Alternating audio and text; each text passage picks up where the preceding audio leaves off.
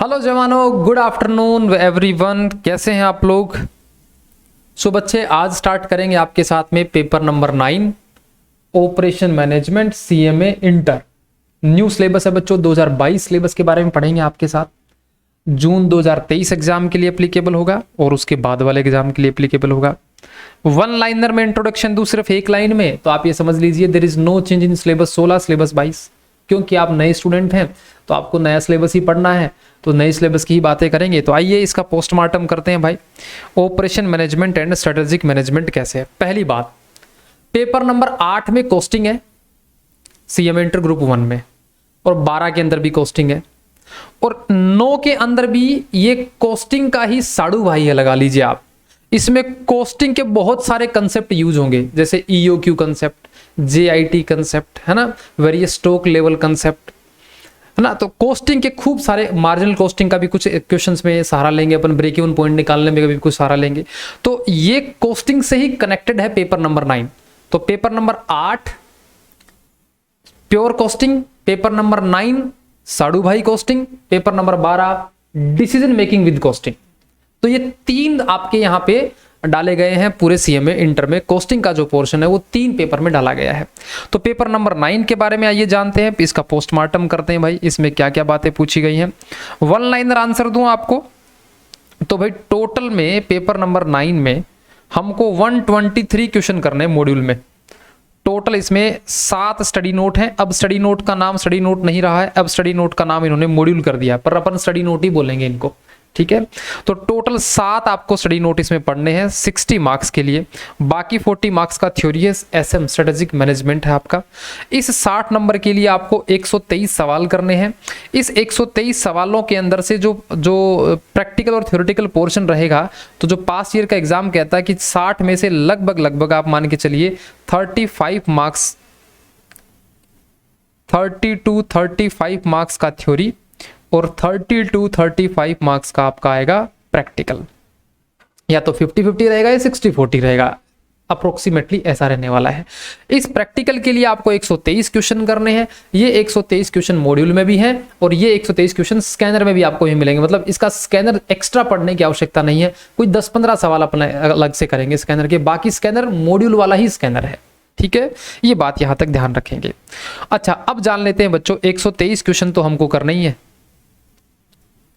इसके साथ जो हम चैप्टर्स में क्या क्या पढ़ने को मिलेगा, क्योंकि ऑपरेशन मैनेजमेंट एक इंजीनियरिंग का सब्जेक्ट है, ये एक इंजीनियरिंग का सब्जेक्ट है, और इसमें क्या क्या जानने को मिलेगा देखो। तो इंट्रोडक्शन में तो टोटली थ्योरी आने वाली है। ऑपरेशन प्लानिंग में 3-4 चैप्टर इकट्ठे हैं, उनके नाम बताता हूं मैं और उनमें क्या पढ़ेंगे वो बताता हूं। पहला है डिमांड फोरकास्टिंग। डिमांड फोरकास्टिंग में हम पढ़ेंगे कि एक हमारा बिजनेस है, अभी 2022 चल रही है, तो 2023 में कितना क्वांटिटी माल बिकेगा, इसका अनुमान हम अपने पास्ट 2021, 22, 19 के बेसिस पे लगाएंगे कि 2023 में कितना माल बिकेगा।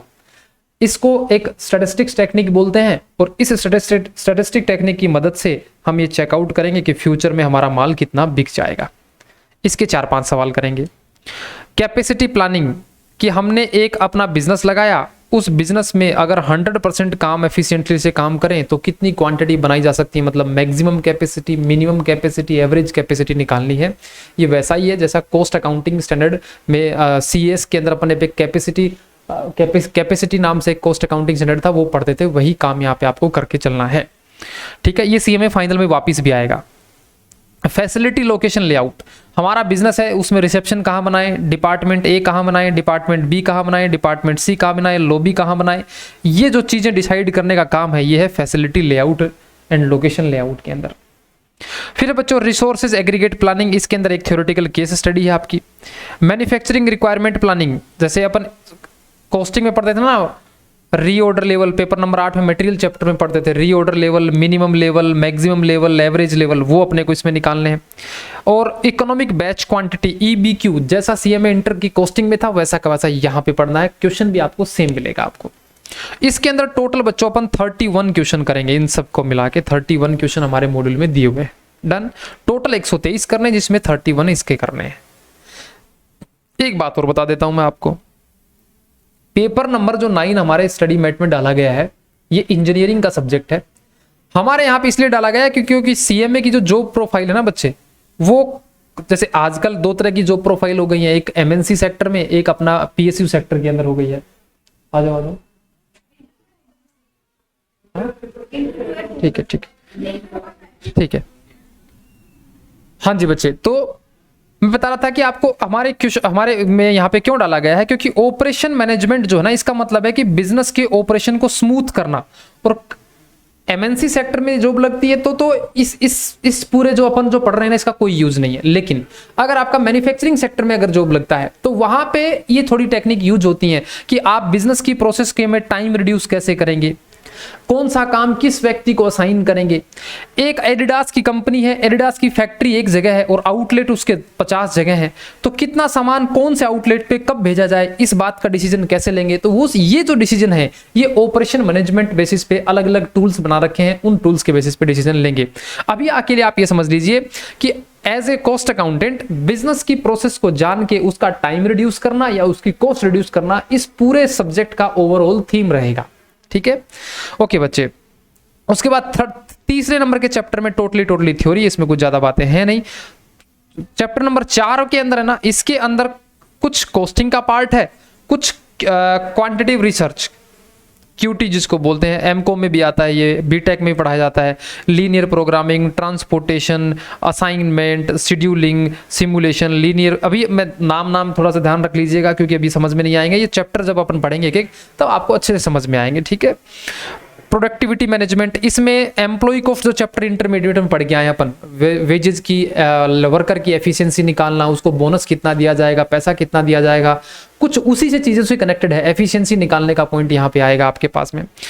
इसके अंदर हम पढ़ेंगे बच्चों प्रोजेक्ट मैनेजमेंट के अंदर कि जैसे मान लीजिए कंस्ट्रक्शन का काम करना है, तो कंस्ट्रक्शन के काम में ना कुछ इंटर रिलेटेड एक्टिविटीज होती हैं। जैसे पहले नींव खोदी जाएगी, उसके बाद नींव को भरा जाएगा, उसके बाद दीवार खींची जाएंगी, उसके बाद छत का काम होगा, उसके बाद फिनिशिंग का काम होगा। ऐसे करके हम अपने प्रोजेक्ट को कौन सा एक्टिविटी पहले करें, कौन सा बाद में करें, कितना खर्चा लगेगा, कितने दिन में पूरा हो जाएगा, इस समस्या का समाधान मिलेगा पार्ट सीपीएम चैप्टर से, पार्ट और सीपीएम चैप्टर से। ठीक है, उसके बाद बच्चों point number 7 economics maintenance and spare part management. देखो कई बार इसमें 2 ही क्वेश्चन बोल के मैं अपनी बात को खत्म करूंगा। हमारे ऑर्गेनाइजेशन में ऐसे पोल पे खंबे लगे हुए हैं, पोल पे खंबे बोल रहा हूं मैं भी, क्या बोल रहा हूं, बल्ब लगे हुए हैं भाई पोल पे ऊपर। अब ये बल्ब ना एक ही बटन से चालू और बंद होते हैं। इनमें से कुछ बल्ब 1 महीने बाद खराब हो जाते हैं, कुछ 2 महीने बाद, कुछ 3 महीने बाद। तो हम जानना चाहते हैं कि ये बल्ब का रिप्लेसमेंट कब हो, इस समस्या का समाधान कब हो। हमारे बिजनेस ऑर्गेनाइजेशन के अंदर हम लैपटॉप लेते हैं किराए पे कंपनी से, हमारे सारे वर्कर लैपटॉप पे काम करते हैं। अब वो लैपटॉप है, वो लैपटॉप जब खराब होंगे तो ऐसा तो है नहीं एक साथ खराब होंगे, धीरे धीरे पुराने होते जाएंगे, number of frequency of damage बढ़ता जाएगा, एरर के चांसेस बढ़ते जाएंगे। तो हम चाहते हैं कि कौन सा वाला लैपटॉप कितने दिन बाद रिप्लेस कर दिया जाए, इस समस्या का समाधान। दूसरा हम पढ़ेंगे बच्चों हमारी जो मशीनें काम कर रही हैं, वो मशीनें जो काम कर रही हैं वो धीरे धीरे पुरानी होती गई, मशीन पुरानी होती गई, रिपेयर सर्विस का खर्चा ज्यादा मांगती गई, तो कितने सालों तक उसको रिपेयर करा के फिर नई के साथ रिप्लेस कर देना चाहिए। इन 2 समस्याओं का समाधान जो है वो हमको इस चैप्टर में मिलेगा। और इस प्रकार से ये 60 मार्क्स का पोर्शन है ये हमारा कंप्लीट हो जाएगा। फिर एसएम है, टोटली थ्योरी है बच्चे, 123 क्वेश्चन करेंगे हम। तो ये था एक इंट्रोडक्शन। अब धीरे धीरे अपन चैप्टर नंबर 1 डालते जाएंगे और आगे बढ़ते जाएंगे। कॉपी लगानी एक अलग से, एक पतली ही कॉपी होगी, मतलब टोटल इसमें अपने को जो पूरा का पूरा जो 60 नंबर का जो पोर्शन है इसमें 45 क्लास लगेंगी बस, 45 क्लास में दैट्स इट। कोई ज़्यादा बड़ी बात अपन आपसे नहीं करेंगे। और ये 40 नंबर का है, ये 20 क्लास का आसपास रहेगा, 15 से 20 क्लास। तो बहुत छोटा सा सब्जेक्ट है ये, आपका स्कोरिंग सब्जेक्ट है, थोड़ा सा मेहनत करेंगे इसमें 100 नंबर का पेपर है, खूब अच्छा स्कोर 80-90 तक इसमें स्कोर आप आराम से कर सकते हैं।